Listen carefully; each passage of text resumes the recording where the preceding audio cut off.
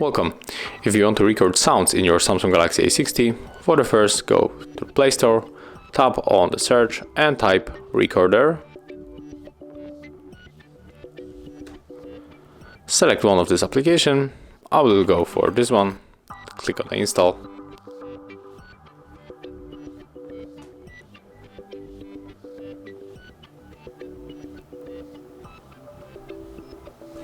Let's open. Click allow, and right now if you want to start recording, just click right here.